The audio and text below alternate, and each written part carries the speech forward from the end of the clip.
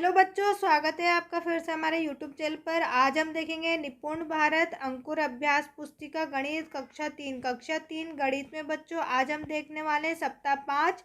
इसके पिछली वीडियो में मैंने सप्ताह 1 से लेकर 4 तक की जो है मैं वीडियो कंप्लीट करवा चुकी हूँ। वहाँ तक के चैप्टर कंप्लीट हमारे हो चुके हैं। जिस किसी बच्चों ने उन सप्ताह की वीडियो नहीं देखी है वो हमारे यूट्यूब चैनल की प्लेलिस्ट पर जाकर उन वीडियो को देख सकते हैं। साथ ही साथ अगर अभी तक आपने हमारे चैनल को सब्सक्राइब नहीं किया है तो फटाक से चैनल को सब्सक्राइब कर लीजिए बच्चों, जिससे आने वाली हर इंपॉर्टेंट वीडियो एग्ज़ाम के रिलेटेड, जितनी भी एग्ज़ाम के रिलेटेड आईएमपी क्वेश्चंस जो होते हैं, एग्ज़ाम की इन्फॉर्मेशन होती है, वो सभी आपको इसी चैनल पर मिलने वाली है। तो इसलिए आप हमारे चैनल को सब्सक्राइब कर लीजिए। चलिए शुरू करते हैं अंकुर अभ्यास पुस्तिका कक्षा 3 सप्ताह 5।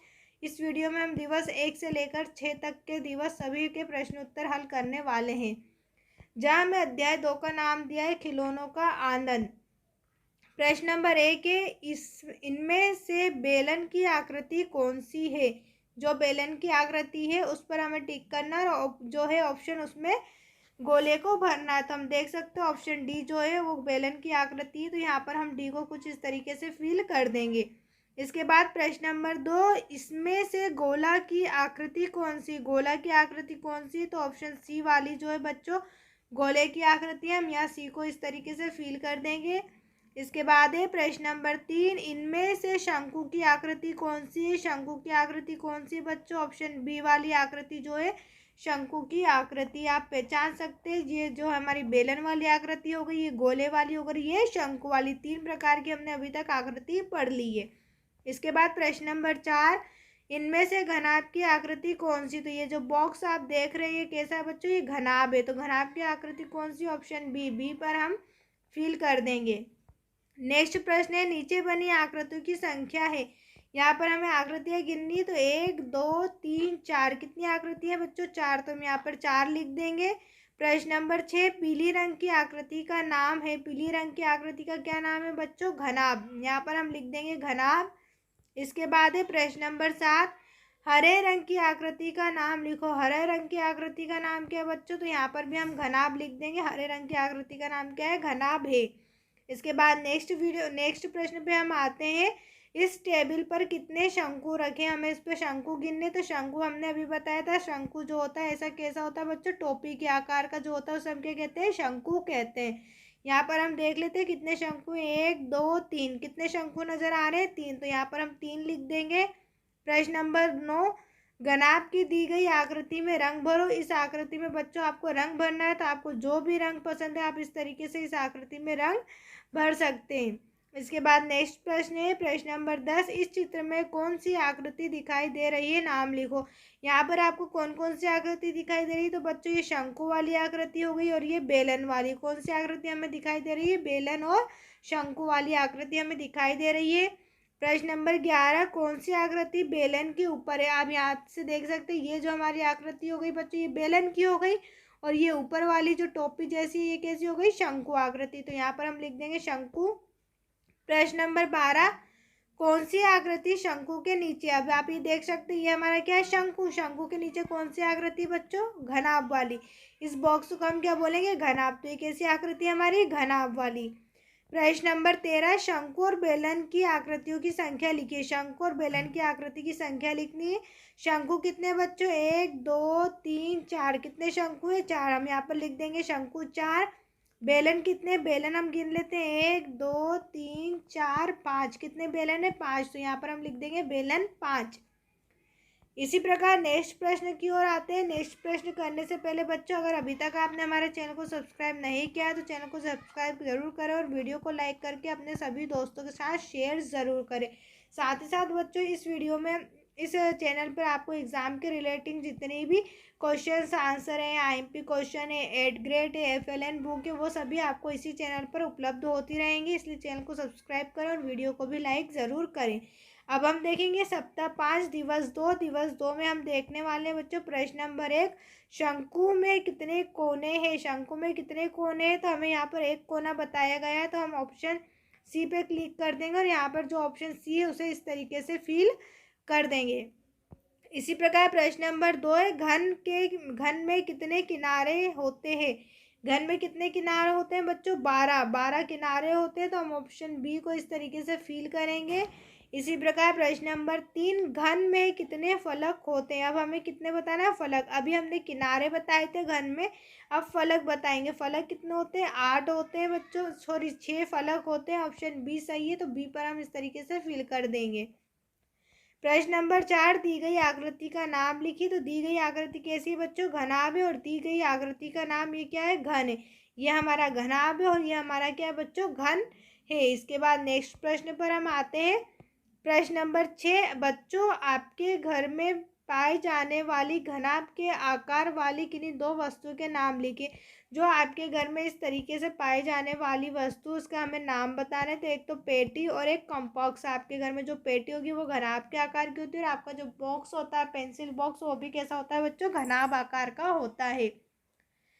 प्रश्न नंबर 7 है, बच्चों घर में रखी शंकु के आकार की किन्हीं दो सब्जियों के नाम। अब शंकु आकार की दो सब्जी कौन सी होती है बच्चों? मूली और गाजर। आप देख सकते हो मूली और जो गाजर होती है वो कुछ इस तरीके की होती है, जो कैसी होती है? शंकु आकार की होती है। इसी प्रकार प्रश्न नंबर 8, उस गणितीय आकृति का नाम लिखो जो आपको अच्छी लगती है। आपको सबसे अच्छी आकृति किसकी लगती है? मुझे घन की लगती है, इसलिए मैंने यहाँ पर घन की आकृति लिख दी। आपको जो भी आकृति अच्छी लगती है आप उसकी लिख सकते हैं। प्रश्न नंबर 9, उन वस्तुओं के नाम बताइए जो एक से अधिक आकृतियों से बनी है। एक से अधिक आकृतियों से कौन सी चीज़ बनी है बच्चों? पेंसिल। आप देख सकते हैं जो पेंसिल हमारी होती है वो कुछ इस तरीके की बनी होती है, जो बेलनाकार भी होती है और एक शंकुकार भी होती है। हमारी पेंसिल जो होती है बच्चों कुछ इस तरीके की होती है। तो ये कैसी हो गई? बेलनाकार भी हो गई और शंकु आकार की भी हो गई। प्रश्न नंबर 10, आप शाला में रखे चौक के डिब्बे को किस आकृति का नाम देंगे? तो क्या नाम देंगे हम? घन आकृति। इसी प्रकार नेक्स्ट प्रश्न की ओर हम आते हैं बच्चों। सप्ताह 5 दिवस 3 पर जहाँ में दिया है प्रश्न नंबर 1, आपकी कक्षा कक्ष के डस्टर की आकृति किस आकृति से मिलती है? जो आपकी कक्षा का डस्टर है वो किस आकृति से मिलती है? घनाभ की इस वाली आकृति से मिलती है। इसके बाद है, दी गई आकृति में कितने फलक? इस आकृति में कितने फलक है हमें बताना है। तो उत्तर हमारा जो है बच्चों ऑप्शन सी राइट आंसर हो जाएगा। 6 कितने फलक है? 6 फलक है। प्रश्न नंबर 3, आकृति में किनारों की संख्या कितनी है? आकृति में किनारों की संख्या कितनी है? तो उत्तर हमारा हो जाएगा ऑप्शन सी 12। इसके बाद नेक्स्ट प्रश्न है प्रश्न नंबर 4, आकृति में कोनों की संख्या कितनी है? तो आकृति में कोनों की संख्या कितनी है बच्चों? 0। इस आकृति में क्या आपको कहीं पे कोना नजर आ रहा है? नहीं, तो हमारा आंसर क्या हो जाएगा? 0। प्रश्न नंबर 5, घुमावदार फलक है। घुमावदार फलक कौन सा होता है? तो उत्तर हमारा हो जाएगा बेलन। ऑप्शन सी राइट आंसर बेलन।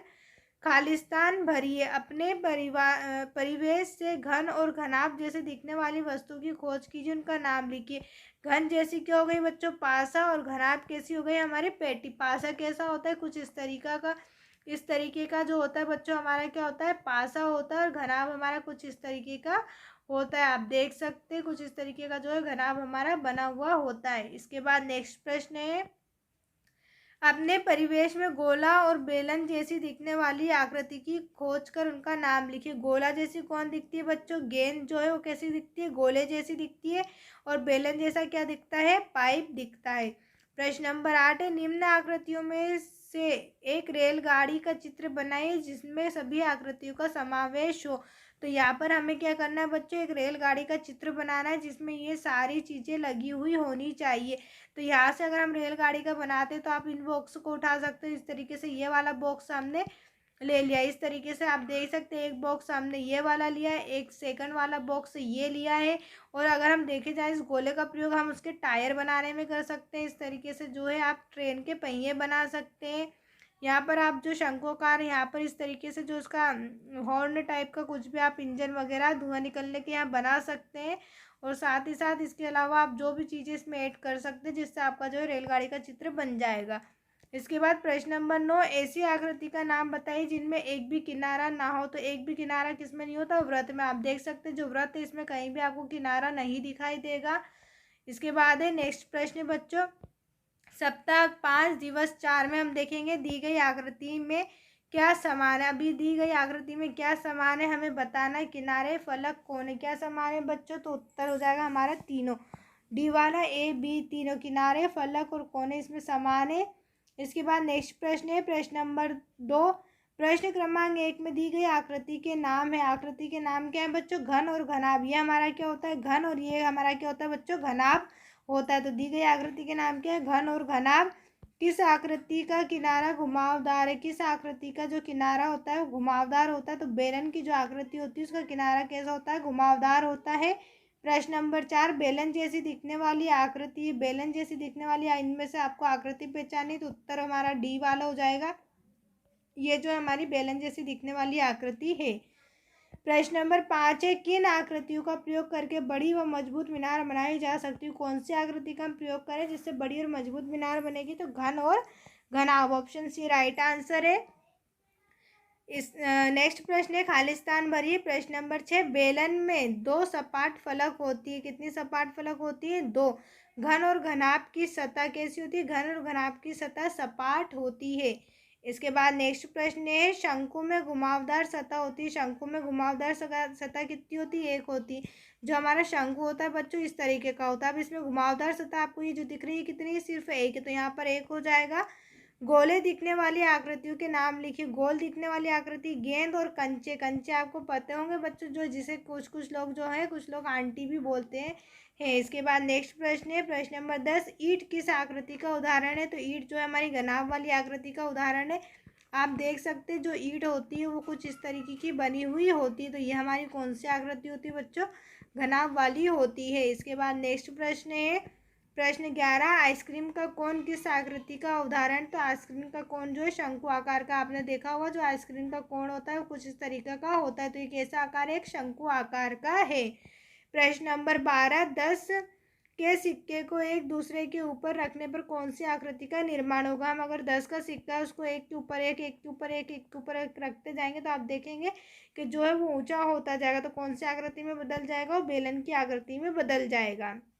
इसके बाद नेक्स्ट प्रश्न है, सप्ताह 5 दिवस 5 सही विकल्प वाला घेरा भरिए। प्रश्न नंबर 1 है, 2 समान आकार के घन मिलकर कौन सी आकृति बनाएंगे? तो 2 समान आकृति के घन मिलकर क्या बनाएंगे? घनाभ बनाएंगे। ऑप्शन बी पर यहाँ हम इस तरीके से फिल कर देंगे।